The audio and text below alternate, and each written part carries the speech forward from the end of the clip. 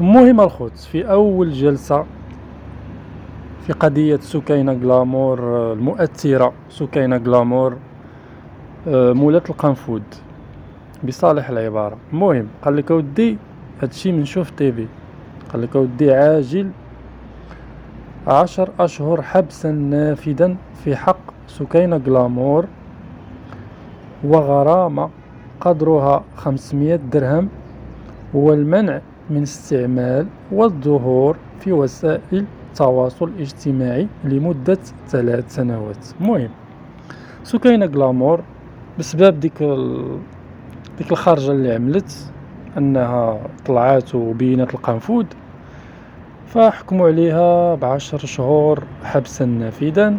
يعني 10 شهور ديال الحبس غادي تنفذ، 10 شهور ديال الحبس لصالح المؤثرة سكينة غلامور، وعطاوها غرامة مالية قدرها 500 درهم، ومنعوها من مواقع التواصل الاجتماعي لمدة 3 سنوات. 3 سنين ما تبقاش تدور في مواقع التواصل الاجتماعي.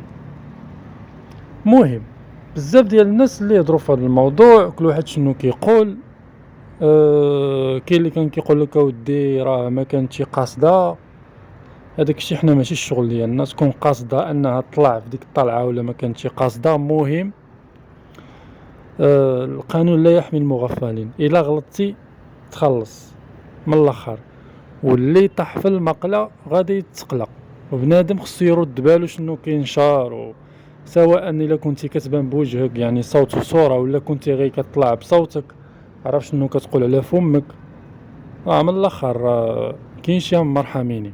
وتحياتي للقانون المغربي النزيه والقضاء المغربي النزيه. المهم الخوت تحياتي لكم كل واحد بالاسم ديالو. ما تنساوناش اخوتي باللايكات ديالكم والدعم للقناه، خليونا التعاليق ديالكم والاراء ديالكم، ونتلاقاو في شي فيديو. يلا اخوتي، مع السلامه.